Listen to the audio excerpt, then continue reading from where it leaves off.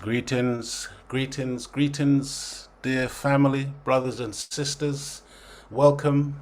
Assalamu alaikum, assalamu alaikum. Welcome to all of you, brothers and sisters, this evening. Welcome to yet another episode.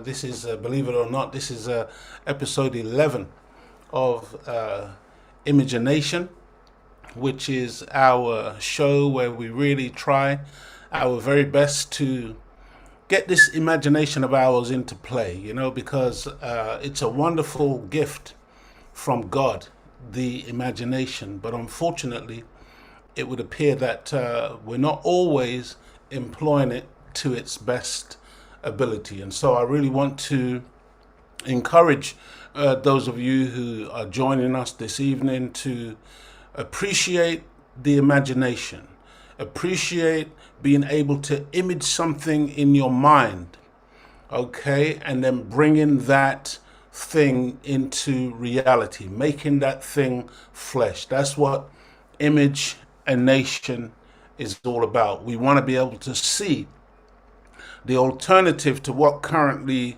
is, because what is, brothers and sisters, is really not very good. And what is causing a lot of people a tremendous amount of pain on our planet as we speak. And so we must appreciate that we have it within ourselves to make a different and a new reality for ourselves. And it all comes down to, in the final analysis, that ability to be able to see beyond the box that some would want to confine us to, and to try to eliminate that ability to see and to envision and to bring about a different reality. So welcome, dear brothers and sisters, to the Imagination Show. My name is Brother Leo Muhammad, and I feel very honored and very blessed, very privileged to once again have an opportunity to speak with you, and also to come into wherever you are viewing this, listening to this, whether it's in your home, in your car, wherever you are at the present time. It is a tremendous honor and privilege for me to have the opportunity to speak with you. And I would encourage you at this time, if it's possible, to send a text or, make a little quick call to a friend or a relative or somebody that you love, somebody that you care about, somebody that you think could benefit from learning some of the information that we have in store for you today. Because, brothers and sisters, there is a scripture in the Holy Quran that says, surely man is made to forget.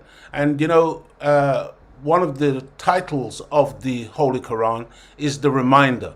And one of the titles, in fact, of our leader today, the Honorable Minister Louis Farrakhan, is the reminder, because part of what he does and part of his job is to remind us. Remind, listen to that prefix, to return, to go back, to remind, to remember. So to remind, to bring back to our minds that which we probably knew already or have heard before and should know, but for whatever reason, because of the nature of the world in which we live, it has departed from us, and now we need to be reminded. We need to be encouraged to remember that which we knew or that which we should know in order for us to be successful as a people. And so, beloved family, it's a wonderful opportunity that we have in this day and time, and we are dealing with the subject, and probably over the next couple of weeks, because there's so much in truth to get through. And of course we can approach this from so many different angles, but I want to just try and keep it as real as possible in terms of what this thing is all about. So this is episode 11, Imagination, and the title of our show this evening is The Truth About Christmas. And of course, some of us will have tremendously beautiful memories of Christmas when we were children or whatever. And some of us, I'm sure, are very much looking forward to celebrating once again this year. And the purpose, my purpose here tonight, is not to try to put any kind of damper on people's genuine feelings of wanting to have a break or a holiday or to even celebrate, but really is to bring some clarity and some truth as to the reality of this season that is called Christmas. Because, you know, brothers and sisters, we can say it all day long and the truth will set you free. But if we don't have truth, and if we, you know, refuse to know what is true, then how can we ever truly be free? And so, you know, irrespective and regardless of the fact that I know that some people may even be upset at, you know, this type of teaching that would, you know, talk about Christmas in a particular way. That's not the purpose is not really to upset anybody. The purpose is really, again, like I said, to really try to determine and ascertain what is the actual facts, what is the truth of this thing called Christmas. I'll put a image of a snowman there. And, you know, for me, I was questioning myself when I was doing some of the research into this particular subject, because I wanted to know if it was a case that I'm actually one of those people who are bitter and twisted and just like to just, you know, don't like to have fun or whatever. And so this is my motivation for doing this show. And I came to the conclusion that no, that's not the reason. That's not my motivation. In truth, when I look back at my past, my childhood or whatever, I never had actually those warm and cozy Christmases that I know some people could probably point to, with the putting the stockings up at the chimney, by the chimney or whatever, and, you know, looking for Santa Claus and looking for, you know, Father Christmas. And the other image we put there is, you know, this sleigh, this with the reindeers flying over the rooftops or whatever with this Father Christmas. I never had those kind of experiences. And again, I have to question myself, is it because I didn't have that, why I'm the way I am today, why I'm trying to dig into the reality of Christmas? And again, I don't think so. I think it's just really trying to determine what's true. What is the truth of this? When I was coming up, you know, I was in these care homes. I don't know what they call them today. Social care homes. What do they call these things today?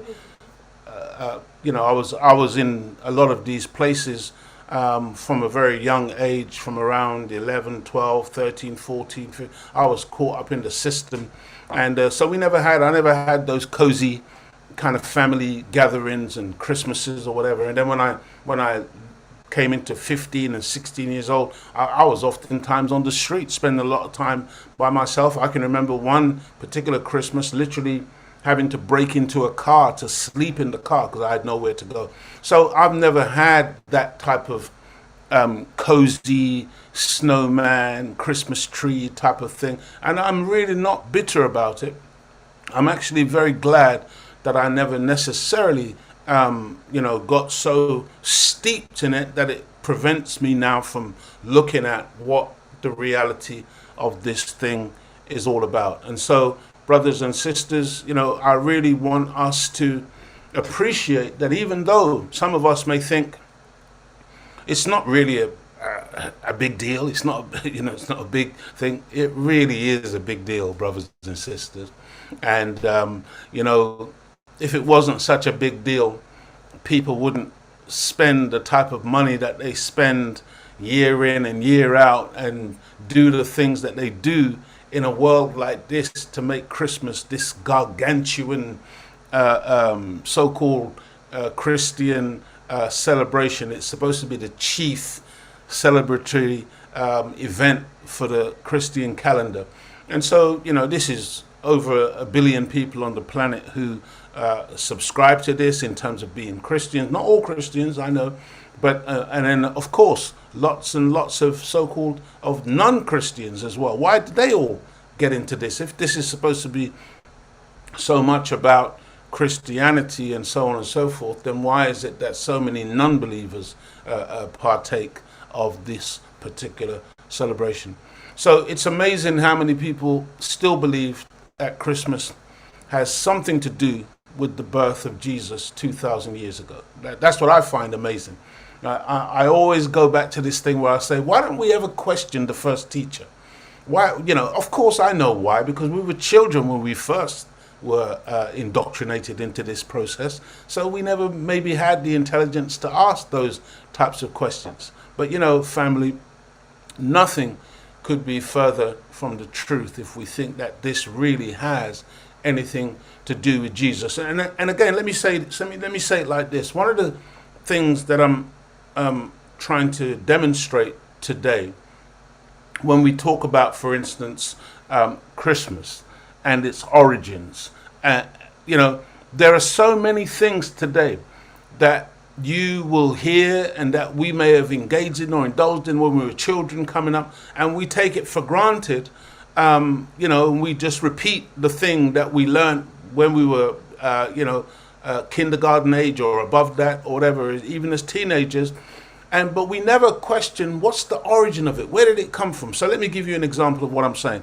Something like ring a roses, a pocket full of posies, a tissue, we all fall down. Now that's a nursery rhyme that many children have been saying for countless years, and they get in a circle and they go around and they act out the process of ring a roses, going round and round and round, a pocket full of posies, they've got some flowers or some like P.O.W.E.R in their pockets or whatever, a tissue will fall down. Well, where did that come from, brothers and sisters? See, why don't we ever try to ascertain where did that actually come from? It just sounds like a simple nursery rhyme. Well, believe it or not, family, that comes from literally, I think, 1665 and what they call the Great Plague of London. And what it signifies is the type of death that people were suffering at that time. And the ring a roses was something to do with the type of blotches that came out on the people's skins, that they look like a ring of roses. And also it had something to do with the people keeping flowers to try to dispel some of the bad smells that were as a result of this plague that people were having. And then what happened was that people would have like a sneezing fit, and that's what a tissue, we all fall down, then they would drop dead. And this was the Great Plague of London, like I said, I think 1665. But that's the origin of a children's nursery rhyme. But how many of us know that? And by all means, research it for yourself. But this is my point. So many things that we do today, we really ought to know its origin, because it doesn't mean that because, okay, we're doing it in the modern era, that its true meaning doesn't have any significance anymore. It certainly does.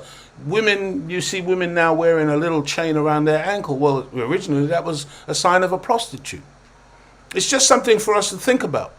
See, we just need to think, do we want to be saying, okay, I'm a prostitute, because that's what it originally meant. Just the fact that you're wearing it and you don't know what it meant, and now you think that you're wearing it because it's fashion, it doesn't mean that the true significance of it actually is lost. If that makes sense, dear brothers and sisters, it's very, very important that as a people we don't continue to do things just kind of like in an ignorant manner, but that we do appreciate that everything has meaning and significance.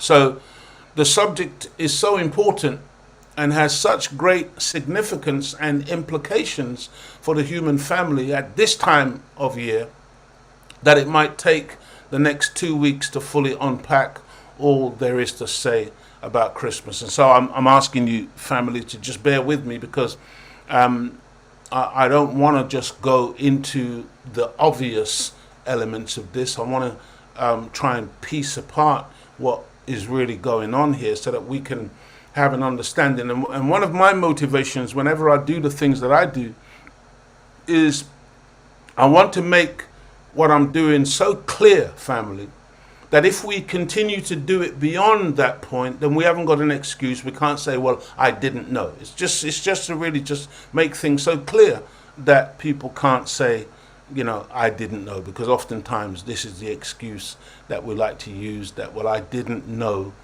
what I was doing. I didn't know what that meant.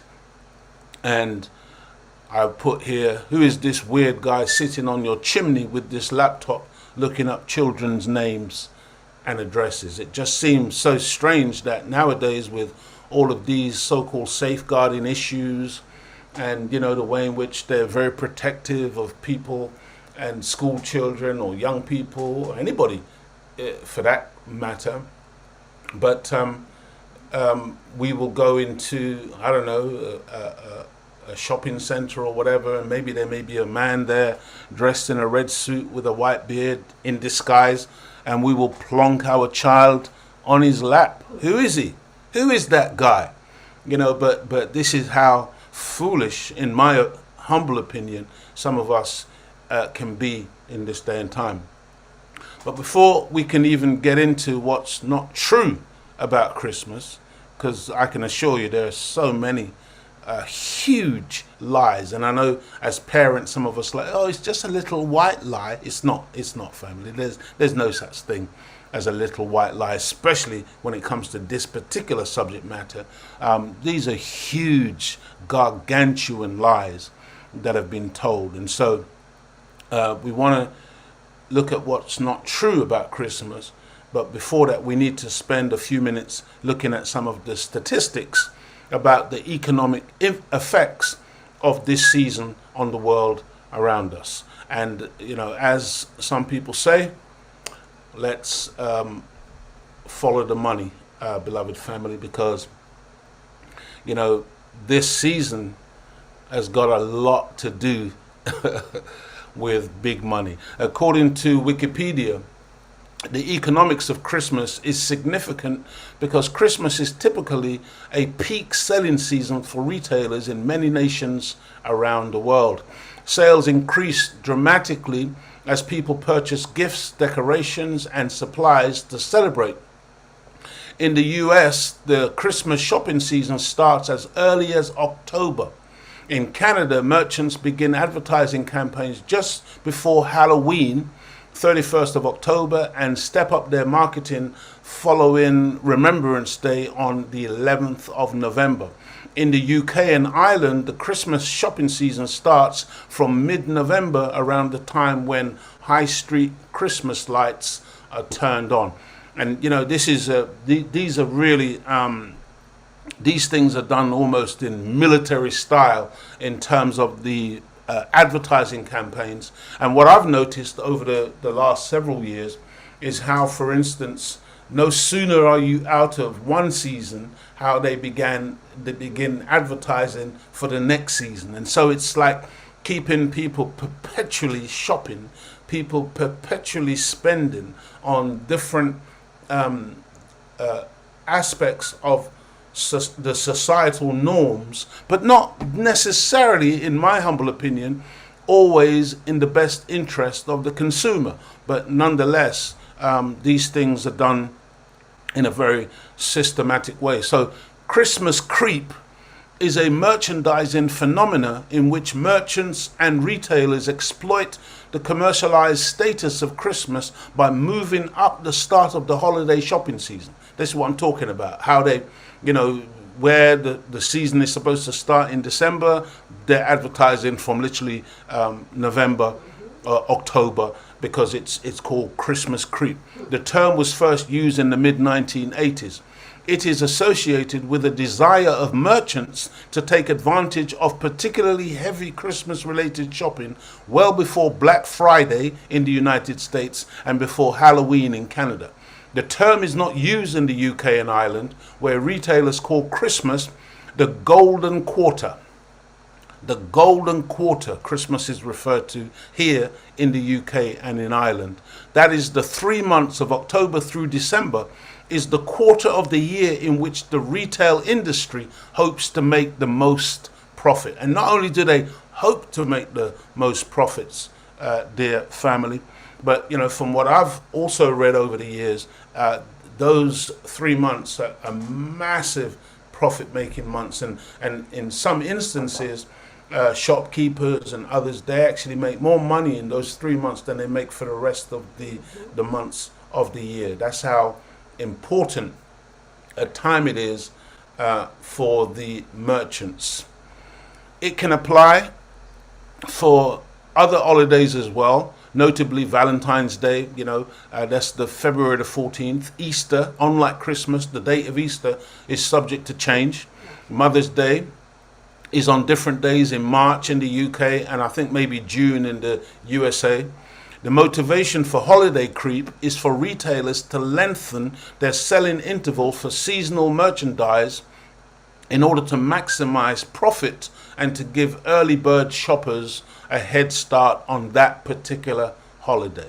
Okay, so in the end, you know, they can make it feel like they're doing you a favor, but in reality, again, this is really very much about the merchants. And again, even Christmas creep, or, you know, that it's not a language that we use. That's the language that the merchants use in terms of what they're attempting to do. So, brothers and sisters, Black Friday is the Friday following Thanksgiving Day in the United States. It's the fourth Thursday of November, often regarded as the beginning of the Christmas shopping season. I mean, you know, think about Black Friday. That's not something, when I was a youngster, there was no Black Friday. That's something that they've added because, again, it's very much about maximizing profits and getting the people spending. In recent years, most major retailers have opened extremely early, increasingly even on the night of Thanksgiving itself, albeit not without controversy, and offered promotional sales to kick off the holiday shopping season, like the Boxing Day sales in many Commonwealth nations. Just thinking about that, Commonwealth nations. You know, just imagine, you know, these people enslaved us for in excess of 400 years and really did some diabolical things to us as a people. And then at the end of that physical bondage process, they turn around and offer us to be a part of a commonwealth. And we accept it. You know, and I've heard the question asked before, who's common and who's got the wealth? Because, you know, it's all trickery, dear brothers and sisters. Believe it or not, we've never, ever been freed from these merchants, from these people who are constantly capitalizing on our ignorance. Black Friday is not a holiday, but California and some other states observed the day after Thanksgiving as a holiday for state government employees, sometimes in lieu of another federal holiday such as Columbus Day. Many non-retail employees and schools have both Thanksgiving and the day after off, followed by a weekend, thereby increasing the number of potential shoppers. It has routinely been the busiest shopping day of the year since 2005, although news reports, which at the time were inaccurate, have described it as the busiest shopping day of the year for a much longer period. This is the reality of Black Friday. And, you know, initially when Black Friday kicked off, I remember seeing the people fighting over televisions, and they I mean, literally smashing the TV in the process, and still fighting to take away the broken television. It was like one time when we rose up, when there was an uprising in London, and you know, we were fighting with the police because they were so oppressive on the black community at that time that we felt, we literally, as young men, I was a young man at the time, we felt we had no choice but to fight back, because the alternative was to just lay down and die. This is how oppressive the behavior of the police was at that time. And so we fought with them, and to a great extent in Brixton, we actually defeated them over a period of a couple of days. But it was amazing to me to go home after battling with the police in the streets of London, and then to see on the television some foolish, and also they put it in the newspaper as well, some foolish individual running out of a shop, a looter, because we weren't looting, family, we were fighting with them on the front line in Brixton. But to see an image of a looter running out of a shop with one brand new trainer in his hand. One trainer. Where's the other one? That's how stupid we can be sometimes when we get caught up in madness. So in recent years, countries other than America have been observing Black Friday, including Canada, the United Kingdom, and other Commonwealth nations. Although the use of the term Black Friday is not ubiquitous in these countries. I mean, the word ubiquitous, it just simply means like it's not front and center. It's not the number one focus in these other countries. I'm struggling to actually pronounce the word. Also, Super Saturday is the last Saturday before Christmas, a major day of revenue for American retailers. Marking the end of the shopping season, they and many customers believe begin on Black Friday. Super Saturday targets last-minute shoppers, typically the days ridden with one-day sales, to accrue more revenue than any other day in the Christmas and holiday season.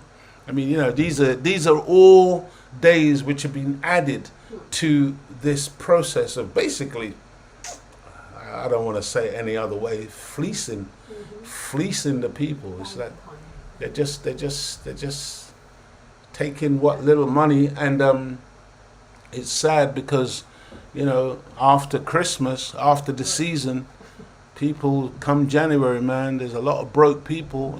January, February, then we're in so much trouble because we've spent money on things oftentimes that we don't even need, things that we don't even want. The day after Christmas is called Boxing Day, and it's primarily known as a shopping holiday. It originates in the United Kingdom and is celebrated in several countries that previously formed part of the British Empire. Boxing Day is on the 26th of December, although the attached bank holiday or public holiday may take place either on that day or 1 or 2 days later if necessary to ensure it falls on a weekday. Boxing Day always has to fall on a weekday. Boxing Day is also concurrent with the Christian holiday St. Stephen's Day. So, beloved family, this evening we're looking at the truth of Christmas. We really want to try to drill down into what it is that we are a part of in this season. Why is it that so many people get so excited? And why do we do the things that we do during so-called Christmas? Next, we have Cyber Monday, which is a marketing term for e-commerce transactions on the Monday after Thanksgiving in the United States again. It was created by retailers to encourage people to shop online. The term was coined by Helen Davis of the National Retail Federation and Scott Silverman, and made its debut on November the 28th, 2005 in a shop.org press release entitled Cyber Monday, quickly becoming one of the biggest online shopping days of the year.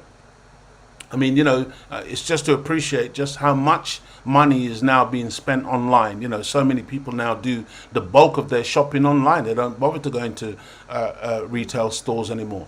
The day falls between November the 26th and December the 2nd, depending on the particular year, brothers and sisters.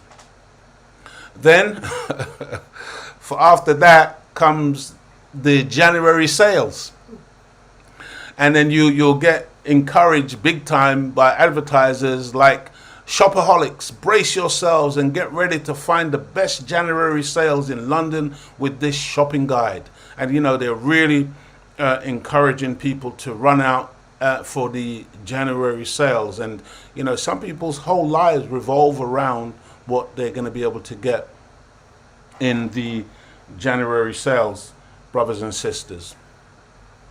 So I'm trying to go as quickly as I can this evening because, I think it will extend to next week, inshallah. And also, when I was doing some research looking into Christmas, and I was looking at images of people enjoying Christmas, I mean, the amount of images of black people that they've got, pertaining to Christmas. And I don't know, we seem like we've completely, fully embraced this idea. And we're making it our own now because, believe me, there's so many. It wasn't difficult to find images of black people and Christmas combined. The information from the advertisers goes on to give a list of possible shopping destinations and places to shop, like the West End of London, Covent Garden, Westfield, department stores, shopping centres, King's Road in Chelsea, Bond Street, Oxford Street, Regent Street, Seven Dials, Carnaby Street, Tottenham Court Road. These are all the kind of places. And I mean, there are a lot of people abroad, people in America. When they hear some of these names, they get very excited because, London is this wonderful, quaint place that they'd love to come and visit some of these famous stores that they have heard about. They've heard the names and they want to come and shop. Just, I guess the same thing with people over here. Maybe they want to go and shop in Macy's or something like that in the States, But the list continues. Fenwick, Fortnum and Mason, Hamleys, that's the famous toy shop in the just off Regent Street, I think, Oxford Street. Harrods, Harrods. I'm not even sure if Mohammed Al-Fayed, I'm not sure if he still owns Harrods because he's got a big argument with the British royal family. He accuses them of killing his son Dodi with Lady Diana back in the day. And but Harrods is very famous. Harvey Nichols, House of Fraser, John Lewis, Liberty, London Designer Outlets. There's quite a few of those. One New Change, Peter Jones, Selfridges, and Westfield, Stratford City. Qatar Investment Authority and Harrods. Oh, so Qatar Investment Authorities now own Harrods. I don't know, that probably means that Al-Fayed may still have his hand in there somewhere because if it's connected with Qatar, but who knows. But, or he may have just sold it to some other Arab people. But yeah, brothers and sisters, I hope you're beginning to get a greater understanding and a greater picture of just how money oriented and money centered this holiday season is. It's really, I think it's really important that we don't lose sight of that fact. Because if we do lose sight of that fact, then it means that again we're acting like children in that we think it's about one thing, when in reality all the facts and figures are showing us that it's about something completely different. So Boxing Day and other shopping days are not the only money-making schemes, but also the other European favourite pastime and big money spinner, which is sport and play, family. Sport and play. In the United Kingdom, it is traditional for all top-tier football leagues in England, Scotland and Northern Ireland, especially the Premier League, to feature top matches on Boxing Day. In Australia, New Zealand and South Africa, Test cricket matches are played on Boxing Day. The start of the Sydney to Hobart yacht race is on Boxing Day. Boxing Day is one of the main days in the hunting calendar for hunts. And by the way, because I know there was a big controversy several years ago about banning hunting, but Hunting is not being banned. These people are still hunting, family. Okay, they're still on the horseback, they're still with the dogs, and they're still hunting foxes and other wildlife and killing them on a seasonal basis. Boxing Day is one of the main days in the hunting calendar for hunts in the UK and US, with most hunts both mounted foxhound or harrier packs and foot packs of beagles and bassets. These are the names of the particular dogs that they use, holding meets often in town or village centres. Hunting is something that takes place on Boxing Day. Also, family, in horse racing, there is the King George VI chase at Kempton Park Racecourse in Surrey, England. It is the second most prestigious chase in Britain after the Cheltenham Gold Cup. In addition to the prestigious race at Kempton in Britain, it is usually the day with the highest number of racing meetings of the year, with 8 in 2016, in addition to 3 more in Ireland. In Barbados, the final day of horse racing is held on Boxing Day at the historic Garrison Savannah. This tradition has been going on for decades in this former British colony. They're talking about Barbados. And again, one of the reasons why I think it was important to indicate this is not just because it's the sport and play, but it's because, again, horse racing and all of these other things that we've mentioned, they're big time money events, okay? With the horse racing, the amount of gambling that goes on around that aspect of things, there's a lot of money changing hands when it comes to horse racing and things of that nature, beloved family. So it is very much about money. I wonder if Barbados will now scrap the practice of this horse race now that she has become a fully fledged republic. I really want to, I don't know if there's any Bajans on the line this evening, but I want to give a big shout out. My wife is holding up both hands in the air because she's got a little tenuous link to that island in the Caribbean. But yeah, I want to give a big shout out to all of my Bajan brothers and sisters to say congratulations, well done, it's about time. And, it's really, really important, family, that those links have to be severed. And that as a people, we must be genuinely free. When the baby is born from its mother, the baby comes out from the womb into a brand new environment, from a water-borne environment, in the amniotic fluid that it's been floating around in gestating for the last 9 months. Then for the first time, it has to come and just breathe the air, the oxygen of a different environment. And in a short time, beloved family, the umbilical cord has to be cut, because that link with mum has to be severed, because even though that was the feeding tube for all of those months, now there is a different way that baby has to feed. I'm talking about the links that must be cut with our former enslavers and our former colonial masters, dear family. And even after the cord is cut, the relationship is maintained in that, a mother and a father is responsible. The mother, in the word mother, is the word other. And so when we become a mother, we are beholden to another. We are we're duty bound to take care of that life, that new life that we've brought into the world. And as a father, the word father is the same as the word further. The job of a father is to take that life further. And so there is that connection. However, there comes even a time after that when the child has grown up in the home of the parents, when the child has to leave that home.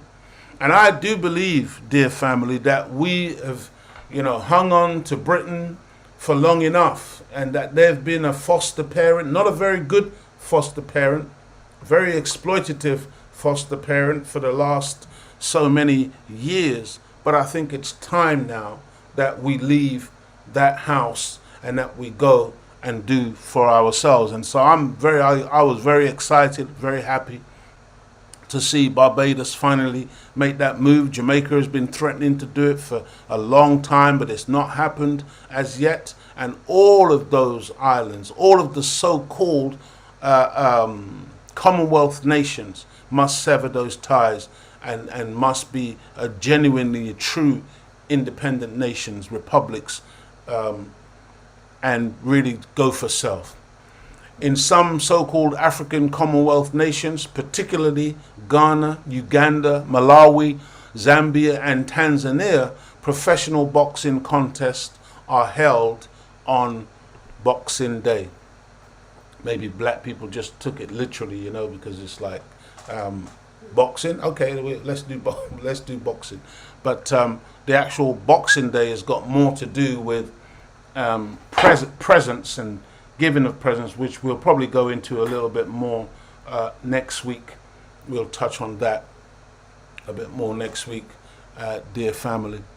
In the United States, it has been calculated that a quarter of all personal spending takes place during the Christmas holiday shopping season. I want to say that again. In the United States, it has been calculated that a quarter of all personal spending takes place during the Christmas holiday shopping season. That's a lot of money.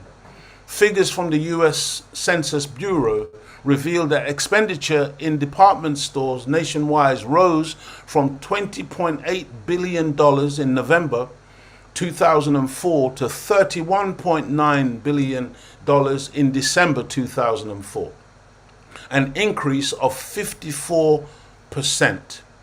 In other sectors, the pre-Christmas increase in spending was even greater, there being a November to December buying surge of 100% in bookstores and 170% in jewelry stores. In the same year, employment in American retail stores rose from 1.6 million to 1.8 million in the 2 months leading up to Christmas. So, you know, more employment happens, which is not necessarily a bad thing. But again, everything increases during this time in terms of expenditure, in terms of profit making, and even in terms of people being able to earn some more money by getting those Christmas jobs. Lots of supermarkets and other places take on extra stuff. I'm not sure how things are at the current time based on the so-called pandemic and how that's affected things.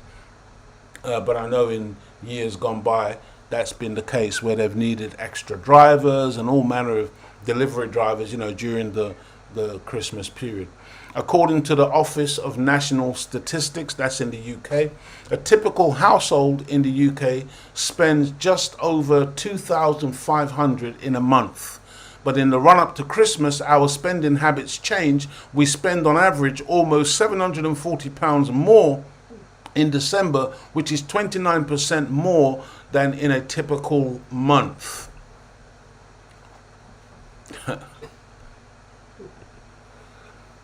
And just so that we are clear, I do not believe that the above figure is talking about the average black family. There may be some above average black family spending those kinds of numbers, but that's certainly not the masses of our people, dear family.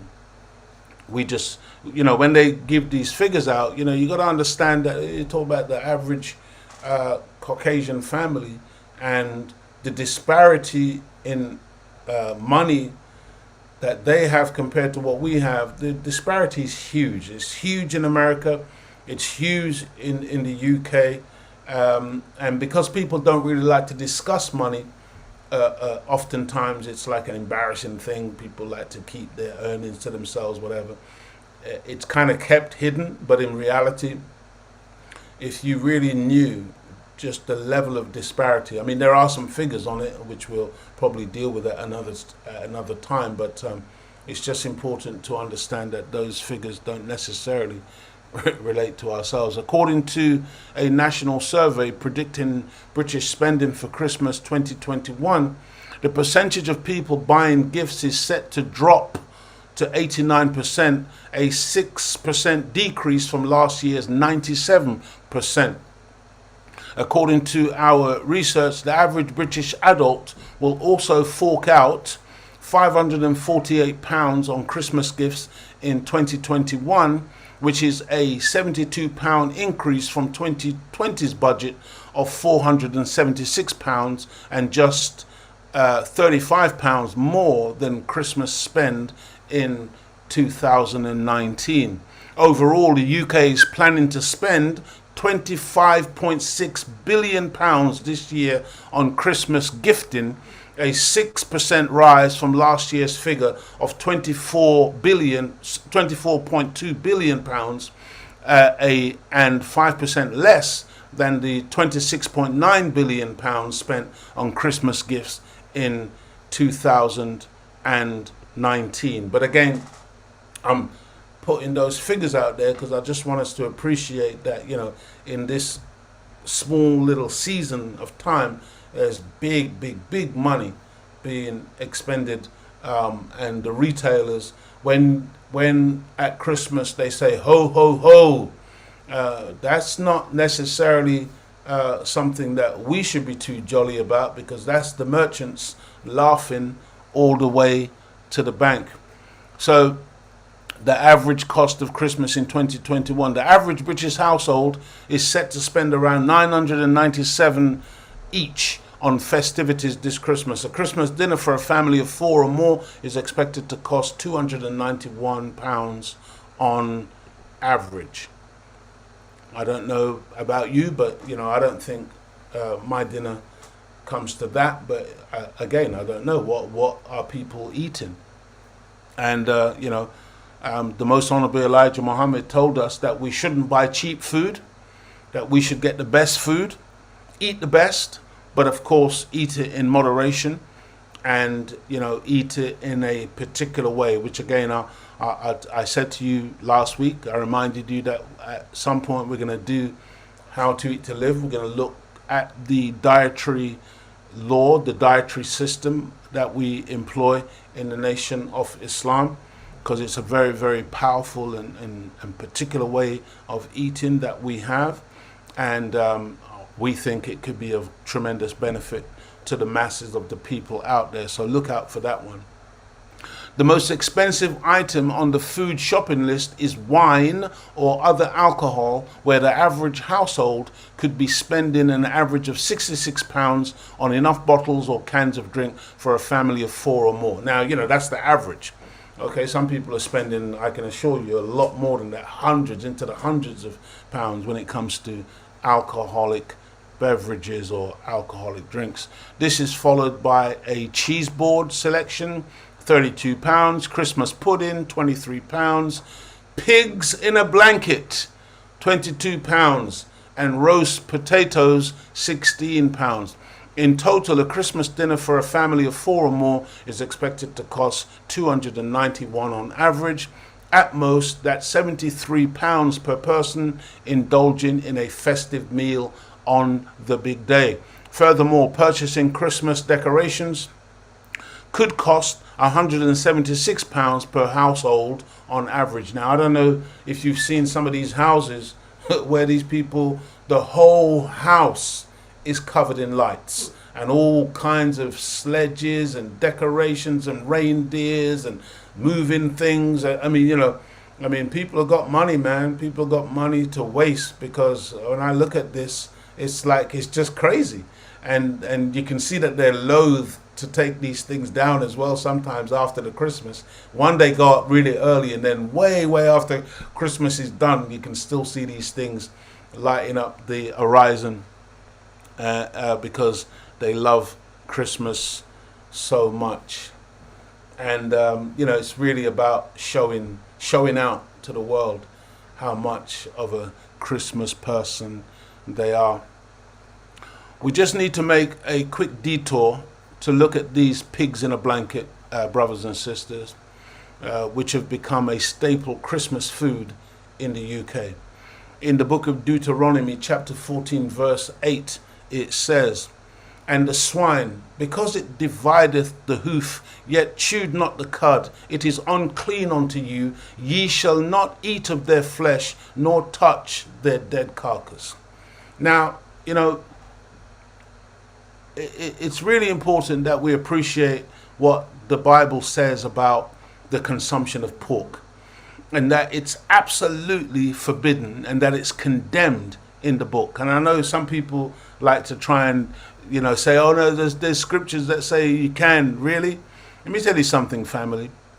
You know, again, because of ignorance about these things, sometimes we read the scripture and all we can see is it says because it divided the hoof. And we think, well, it's got something to do with the hoof being divided or the chewing of the cud. Well, yeah, it has got something to do with it. But, you know, brothers and sisters, this prohibition against pork, against the swine flesh, is so much deeper than that.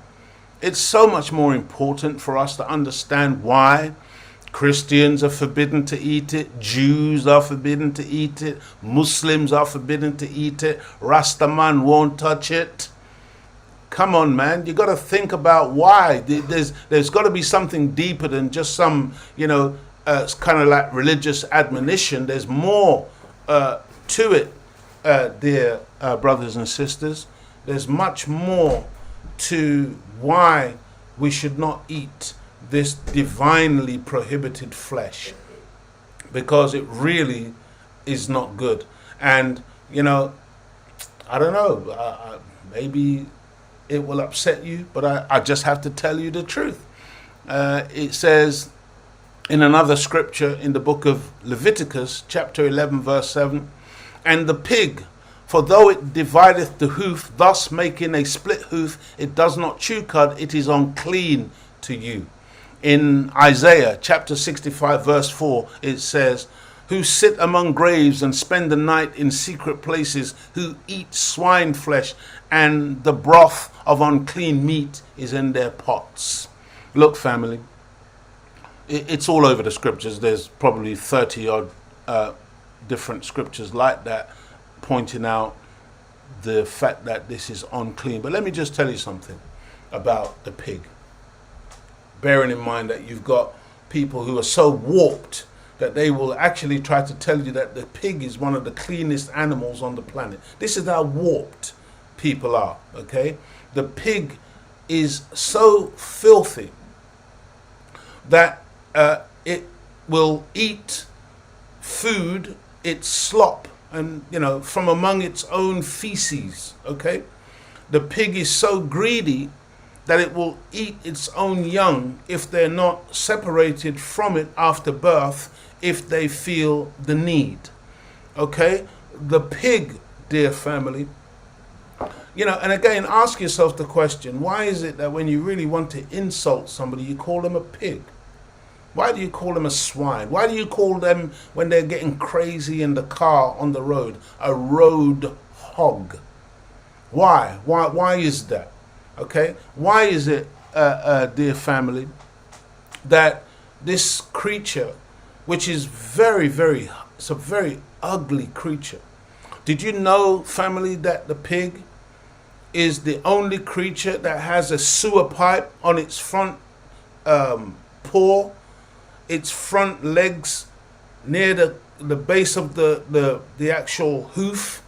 There is a sewer pipe that's constantly oozing pus.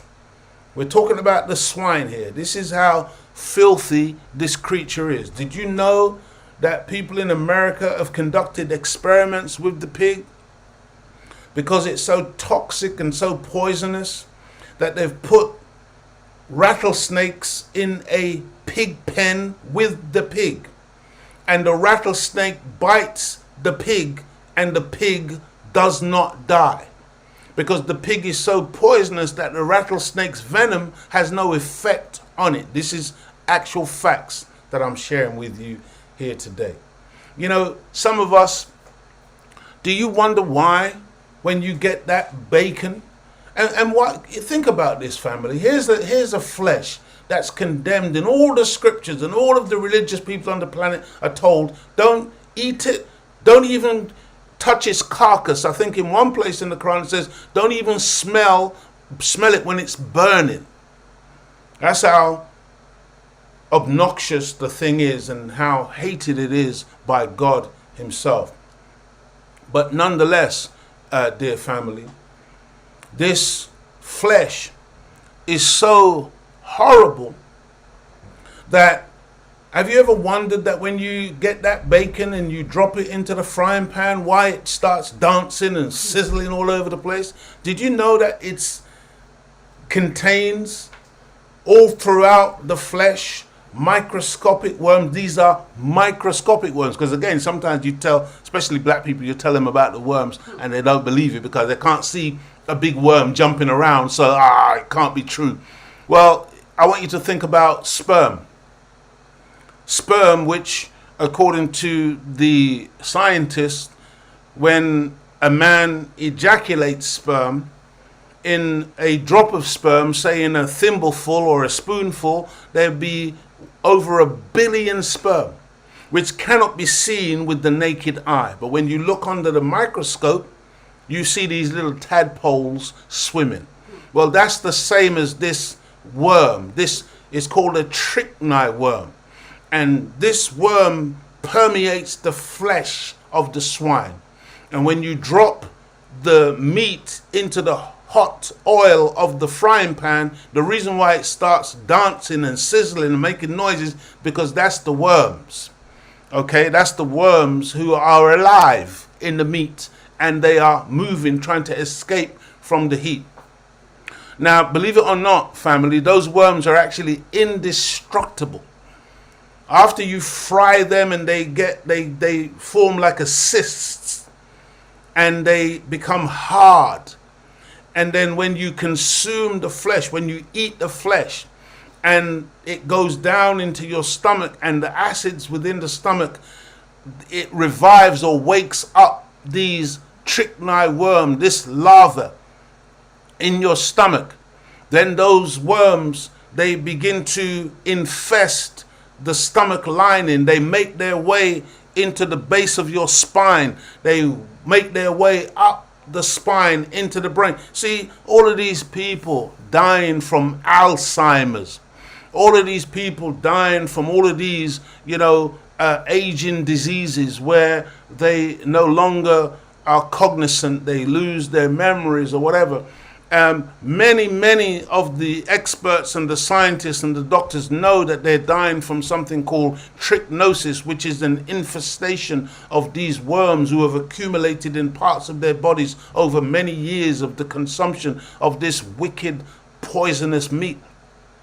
But they give a different diagnosis and they tell you that your father or your mother has died from something else, when in reality, many people today, telling you why it's prohibited, because it's absolutely poison and it's absolutely horrible to consume that meat. And I just want you to think, because some of us will say, oh yeah, but it tastes so nice. See family, it's not everything that tastes nice that's good for you. Okay, and again, think about that warning that God is said to have given to the Adam and Eve in the garden. Eat of all these trees. You can eat of everything except for this one. Stay away from this one. The tree of the knowledge of good and evil. In other words, a mixed fruit, mixed instructions. Don't take on mixed things. Okay? Stick to what's clear and concise. But no, of all the foods that you can eat on the planet, there's so many things that we can eat, family. You mean to tell me that you have to go and eat that nasty flesh that's contaminated and is so poisonous that a snake can't kill the creature? Come on, man. This thing is oozing pus continuously from its front paws because it's so contaminated. I'm going to get off of that, but I'm just saying, you can't say that you don't know, okay? Because this is why we should not consume particular things, because they have a detriment. Just because the Bible doesn't go into the details of it, it doesn't mean that those details are not real and that they don't exist, dear family. So, beloved brothers and sisters, we're going to go back to our Christmas money breakdown as we approach the kind of 7:30 marker, and we're going to be finishing as usual around 8 o'clock this evening, inshallah, and then we shall continue next week, God willing, to really go deeper into some of the hidden truth about Christmas. The other costliest items on the list is a Christmas tree at £36 on average, LED lights at £20, garlands, that's like the decorations, at £16, and a 6-pack box of Christmas crackers at £14, with an average of £449 being spent on Christmas decorations and food combined, and £548 spent on gifts. The average British household is set to spend at least £997 each on festivities this Christmas 2021. You got £1,000 to spend on Christmas, brothers and sisters? Can you imagine what good use you could put that money to in terms of, you know, the future of your family and what you really need to be doing in terms of preparing ourselves just to survive the onslaught of this era of COVID? This equates to 52% of the average monthly household income after tax and pension, amounting to approximately £1,913. This is the kind of money that we are spending. Dear family, apart from the overindulgence of eating and alcohol consumption at Christmas, there is also the watching of movies, which is also about money and prestige. Film studios release many high-budget movies during the holiday season, including Christmas films, fantasy movies, or high-tone dramas with high production values, with the hope of maximizing the chance of nominations for the Academy Awards. Okay, so, you know, it's a big time for watching movies, Christmas, the whole family settling down around that TV.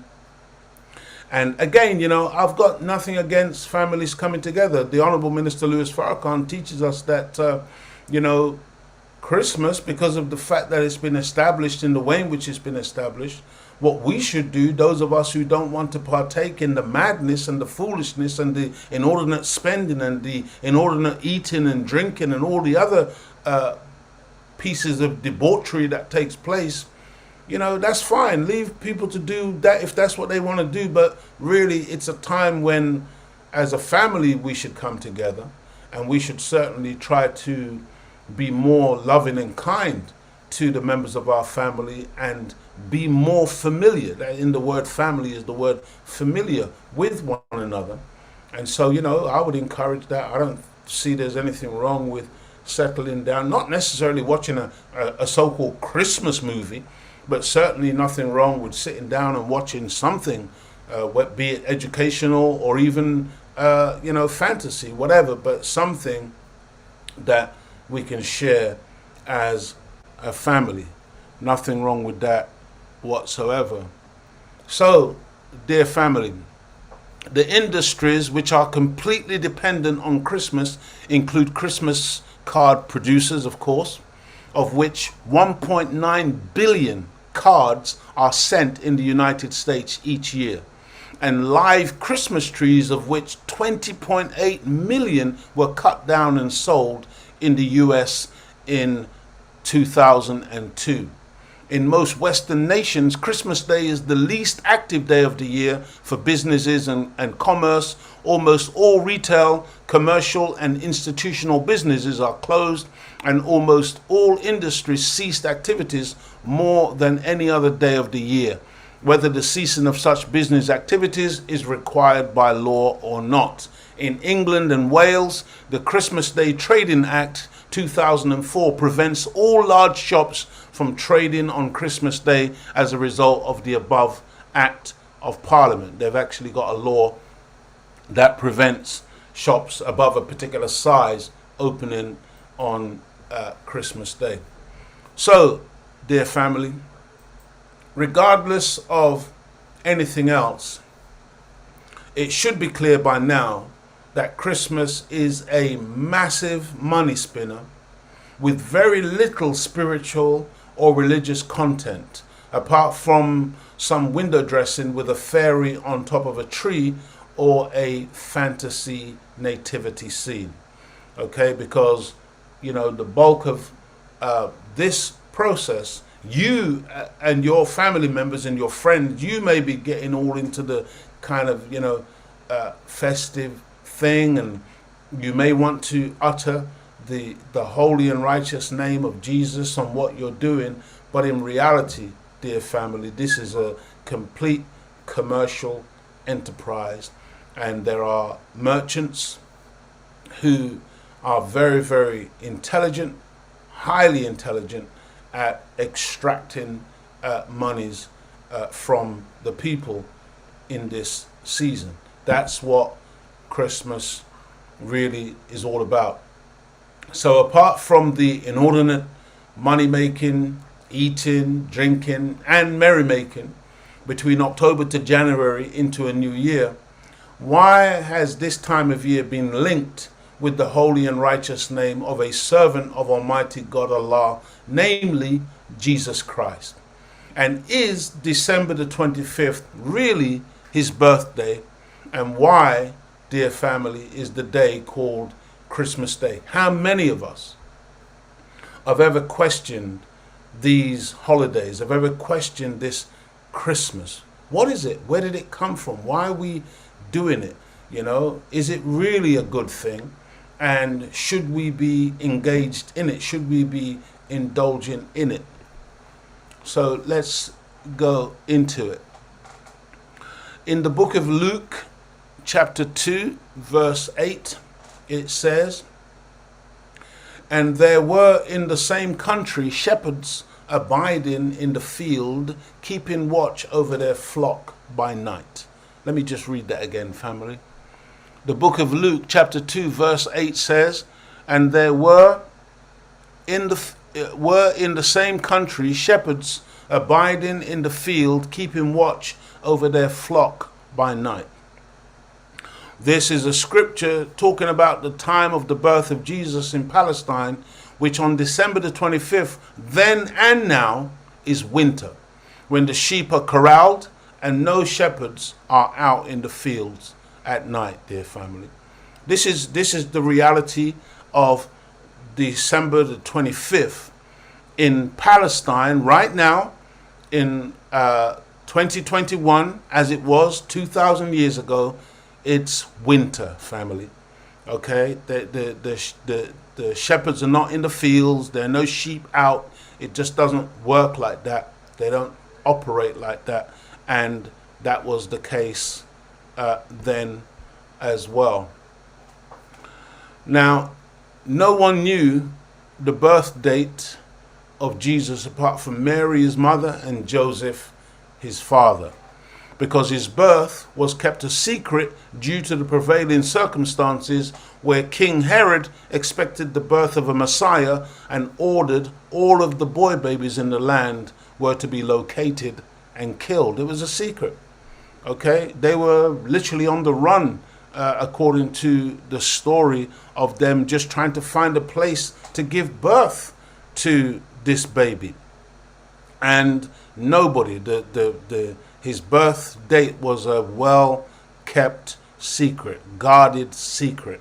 Okay, so this idea that on December the 25th we are celebrating the birth of Jesus, that really needs to be thrown away, dear family, because no one can show any proof that this is the man, this is the baby that was actually born at that time. All that is out there is the church have said it, and we have run with it, and in the churches now, in all over the world, you got these big trees up in the church and little images of a baby Jesus in a nativity scene. And, you know, the churches, this is the people who say that they're Christians and that they believe in Jesus, and they're engaging and indulging in this activity. I believe maybe the parishioners, many of them in ignorance, some, but certainly as far as the higher ups in the church are concerned, they certainly know better, dear brothers and sisters. The Honorable Elijah Muhammad and the Honorable Minister Louis Farrakhan teach that Jesus was born between the first and second week of September. And, you know, there's been a lot of research and arguments over this point, and lots of people have been looking into this reality. And most serious scholars agree, most of the serious scholars in the world agree on the month of September, based on the fact that research shows that at the time of his birth, it was the time of harvest, it was harvest time, and the time of tax collection, which again is in those summer months. It's around that time of August and September. And so, and this is what was happening in Palestine at the time, according to the scriptures, when this baby was born. And so you see the juxtaposition, you see the contrast between December the 25th and September, the first or second week of September. These are poles apart in terms of distance, and you're talking about a birthday, certainly not for Jesus, but we will come on to whose birthday it actually was. In Palestine, dear family, the rainy season starts around October, November, and the real cold sets in during the month of December and beyond. And I just wanted to say that I do hope none of you are expecting to be spoon-fed on the Image of Nation show, but that if you remain doubtful about the facts we're sharing, you know, you will do your own research, and I guarantee you, you will not disprove the veracity of these teachings, okay? But it's important that you do your own research. And, you know, if you can show that you have real facts when it comes to these things, then by all means, expose it to the world. But the reality is that, as I've said before, and I will say again, we never, ever have questioned the first teacher. Whatever they gave us, we took it, we swallowed it, hook, line, and sinker. And now we are in this quagmire of worship and celebration of something which is really quite diabolical when we go deeper into exactly what this process is all about. And so the big question, why Christ Mass? Christ plus Mass. Why Christmas? Why Christ Mass? Or even, why Xmas? Why is it, you know, a lot of the Christmas cards that people give out, they get, it's Xmas. They don't even bother to do Christmas or Christmas, it's Xmas. And you would think that, you know, if you wanted to abbreviate Christmas, then it would be, you know, C-Mass. It certainly wouldn't be Xmas. So why is it abbreviated in that way? So Christ Mass or Christmas, when broken down, is supposed to mean a mass of people worshiping Christ. Okay? That's the bottom line. That's what it comes down to.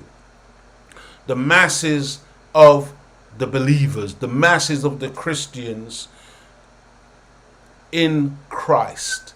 Okay? That's what it means. Worshipping Christ, which in and of itself is actually wrong, because we are to follow Christ. That's what we're supposed to do. We're supposed to follow Christ or become crystallized into oneness with Christ. We are if we're Christians, if we're Muslims, if we're believers, if we are lovers of God, we are supposed to be trying our very best to become crystallized, to become a part of, to become like, to become Christ-like, to be like that man. That's our purpose. That's how we should be if we are true believers. And that goes for Muhammad, that goes for Moses, that goes for all the prophets of God who have come among the people and have given the people guidance. We are supposed to be following them and behaving like them and being like them. And that's what we're supposed to do with this figure called Christ. Crystallize into oneness with Christ. But we are certainly not to worship Christ. We are to worship God and God alone, beloved family. This alone makes the whole concept wrong. Just this idea that, Christmas means that we're supposed to be the masses worshiping Christ. That's null and void. We are supposed to be worshippers of God. And if you disbelieve me, family, again, you need to read your scriptures. I didn't put any of them up here, but maybe next week we might do that. But, when some of the disciples were saying to Jesus, Lord, Lord, good Lord, good Father, he said, why calleth thou me good? There is none good but the Father. Okay? Jesus never ever told the people to worship him. Jesus said, not my will be done, but thy will be done. Thy, as in thee, as in thou, as in the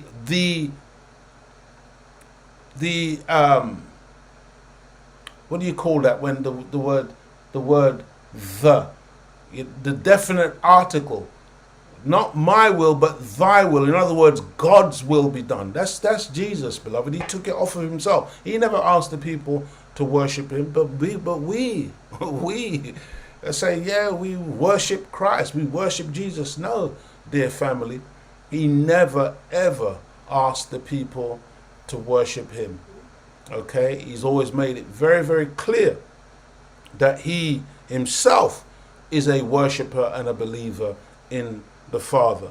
If Jesus wanted to be worshipped, if Jesus was the one to be worshipped, why is it that the scripture says that when he's on the cross, he's calling out, Father, why have you forsaken me? How is it, dear family, that you have Jesus calling to his Father saying, why have you forsaken me? Okay? And yet he is God. He is the one to be worshipped. It's a tremendous error on the part of believers to go down that particular road. And so, dear family, as we go deeper into this, we want to look at this Xmas. In algebra, I've got to learn how to pronounce words. The letter X is often used to represent an unknown quantity or variable. In English, X represents the unknown, as in X-ray, which baffled its discoverers. Did you know that, family? Did you know that when they discovered the X-ray, they were so baffled that they literally don't know what it is. They've harnessed it and they're able to use it to look through the body at bones and things of this nature. But because it's really an unknown entity, they call it an X-ray because it's unknown. That's why it's called an X-ray. Okay. I can see somebody who's got raising their hand. It'd be nice to hear what they've got to say. I think I saw Brother Floyd or somebody who's, I think, wanting to ask a question. And so, and the X that you often see in Malcolm X represents the unknown surname of his ancestors. That's why we get an X in the Nation of Islam, because we don't know our original surnames. We don't know our original names. So that's why we take the X, because the X represents unknown. It represents the fact that when we join the nation, we then also become an unknown quantity. Okay, because on our journey back to our Creator, back to our God, with His empowerment, we become unknown to this world in terms of what we are actually capable of as a people. The abbreviation of Christmas into Xmas is like a form of mockery, dear family, meaning that the mass of the people are celebrating that which they know not. That's what it means, Xmas. The masses of the people worshipping that which they know not, dear family, and the people are actually being mocked. It was the church in Rome that began celebrating Christmas on December the 25th in the 4th or 5th century AD, during the reign of Constantine, who decided to join the growing followers of the crucified Jesus of Nazareth, who, despite years of persecution and being fed to lions and bloodthirsty gladiators in the Roman Colosseums, would not diminish in number or disappear. So he renamed the followers of Jesus Christians and joined at the head of these people, holding a sword upside down while stating in Latin, dear family, the following words.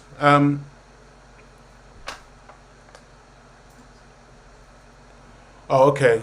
There's a brother or a sister. We're not sure if it's a brother or a sister who's asking about practicing group finance. Well, we'll make sure, brother, that you got a contact to communicate.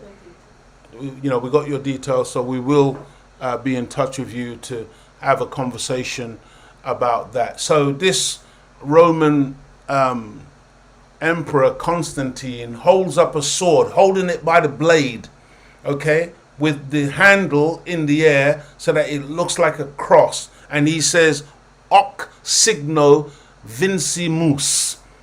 Okay? And basically translated, if I'm pronouncing the Latin correctly, Hoc signo vincimus, which when translated into English means, with this sign we do conquer. This is the origin, dear family, of the Christian cross. I'm not going to go into it tonight. Jesus wasn't crucified on a cross, okay? But this is the origin of the Christian cross. Constantine became the first Christian Roman Empire. What the Romans did was that they determined that if they couldn't beat these followers of Jesus of 2,000 years ago, who they murdered, then they would join them, but they wouldn't join them in a true joining like brotherhood. They would go at the head of them and become the leaders of the church that they created. This is how the Church of Rome was formed, dear brothers and sisters, because Jesus of 2,000 years ago was a believer and worshipper of the one true and living God. And he was born, raised, and lived all of his 33 or 36 years. There's dispute about whether he was 33 or 36 when he died. He lived those years on the continent of Africa, or what is geopolitically referred to today as the Middle East. Okay? It's called the Middle East, but it's actually a part of the continent of Africa. And he never, ever went to Rome. All right? So that's where you have to ask yourself, how did Rome become the head of Christianity? The Romans and other Europeans at that time were pagans and barbarians, worshipping the sun and other created things like wood, water, stone, etc. This is the reality of the origin of this that we are talking about this evening, the truth about Christmas, dear family. When they usurped the faith of the followers of Jesus, the Romans determined that they would incorporate all their pagan beliefs and practices into the newly formed Christianity. They weren't about to leave those practices behind And so having formulated this new system of belief, all of the pagan beliefs and practices were incorporated into it, dear family. And this is how we need to begin to understand what's going on today.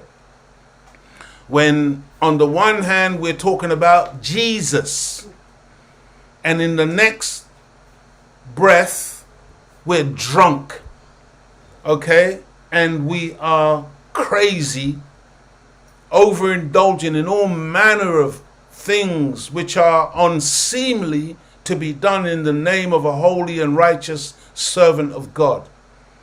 Why is there such contradiction? It is because we didn't understand the origins of this Christmas.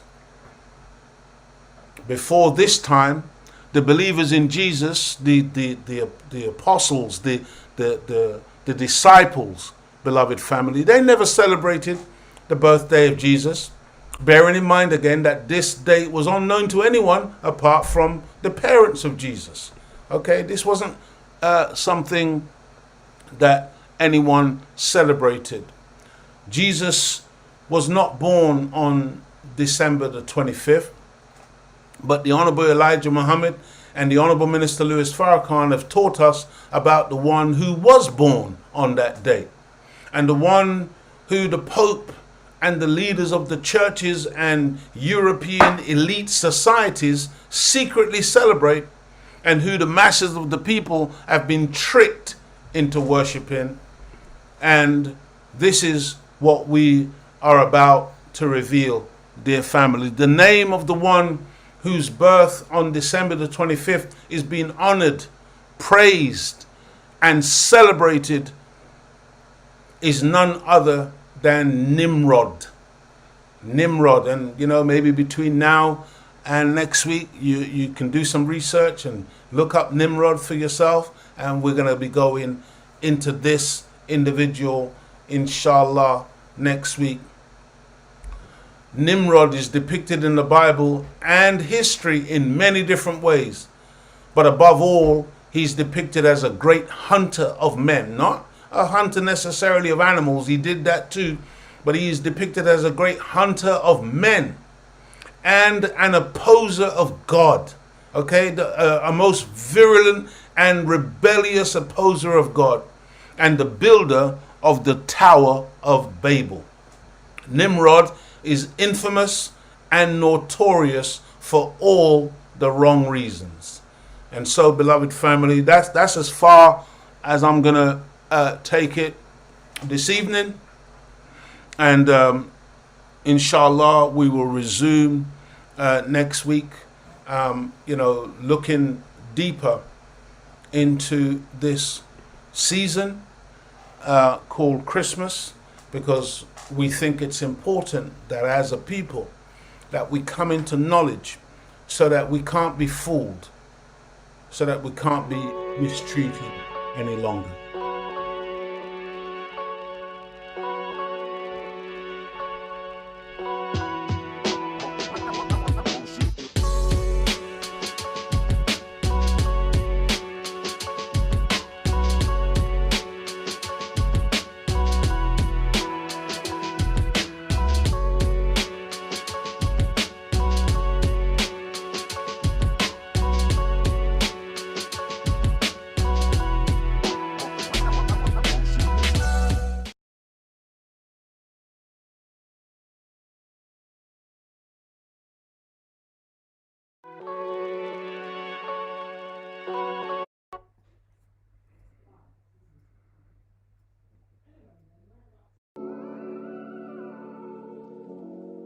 At Westside Young Leaders Academy, WYLA, we are all about building the future leaders of tomorrow. WYLA is a provider of special classes, programs, projects, and opportunities designed to bring the inherent genius out of our young African Caribbeans. The goals of WYLA are to instill the tenets of success in our young leaders at an early age, creating an awareness and understanding of the opportunities that exist. The Academy provides consistent motivation to encourage participants to stay focused and to pursue those opportunities with passion. Get in touch now or visit WYLA.com.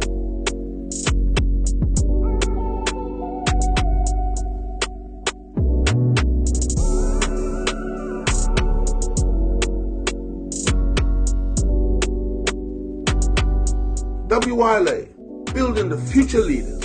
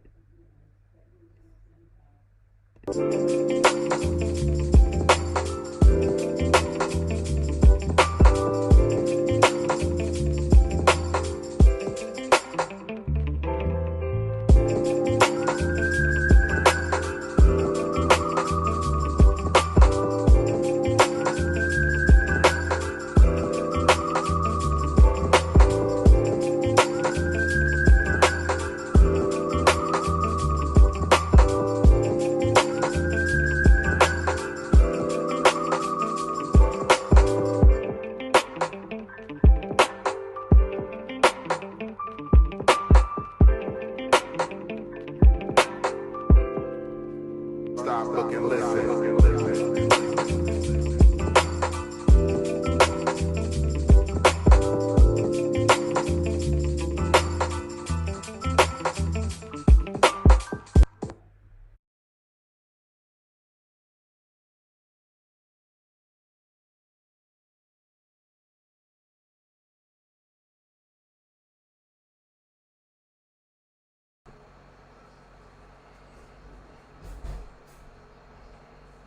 Okay, family, so there we are. We have come to another end of the Imagination Show. I really want to thank all of the brothers and sisters who have tuned in this evening and been with us, and thank you so much for your support. I want to give greetings to Frank, who also sends greetings to us, greetings to Naz, greetings to Atik Alim in Cardiff. I hope I've pronounced your name correctly. We got Flint, Michigan with us this evening in the USA. Mohammed Lamin in Barcelona. Wow, sounds like somebody from the Gambia. I know that Mohammed and Lamin is two of the most popular names in the Gambia. And our brother is in Barcelona. And it says, I think it says Gambia here as well. So yeah. And also our sister JJ, looking forward to sampling some more of your sorrow, my sister. Also Race First, and also John Canoe. And General Lovator is a regular warrior visitor on the Imagination Show. Thank you all so much for your support. Thank you all for being with us this evening. IC3. Racially aggravated. IC3. That's the designation that they gave to black people on their police call signs. When they would identify black people, they would say that we've got an IC3. Okay, so brothers and sisters, episode 12 of the Imagination Show, The Truth About Christmas, will continue next week, Thursday at 6:30 p.m. Greenwich Mean Time, inshallah. Inshallah simply means, if it be the will of God, if he spares our life, we'll be here with you next week to share some more of these life-giving teachings that we take from the Most Honorable Elijah Muhammad and as taught by the Honorable Minister Louis Farrakhan. And we study, family. We study and we research and we look into these things, and we are able to disallow people from fooling us. Next week, we're going to take you into the book of Jeremiah in the Bible, chapter 10, verses 1 to 5. You should look that up between now and then, because we're going to be quoting that next week, where it clearly points out the folly of cutting down a tree and putting it in your house and decking it with silver tinsel and gold tinsel and doing those things, because this is the behavior of pagan people. Next week, dear brothers and sisters, we will take you into the scripture in the book of Matthew, found around, I think, Matthew chapter 7, verse 22, around that area there, where the people run to Jesus saying, Lord, Lord, and he turns around and says to them, depart from me, you workers of iniquity, I know you not. And this is the danger, family. If we continue to do things in his name that are not of him, and then we think that we're doing something good and that he's going to accept us and we're going to be worthy of him. No, family. If we continue to worship Nimrod, to celebrate Nimrod in Jesus' name, then we are working iniquity. And the scripture predicts that he will reject the people when the people call out, Lord, Lord, and think that they are going to be saved by Jesus the Christ. Next week, we will try to make a distinction between Jesus and Christ, because there's a difference, and Christ is not a surname, dear brothers and sisters. We'll go deeper into these things. So I thank you. Look forward to seeing you all again real soon. And for now, dear family, Assalamu alaikum.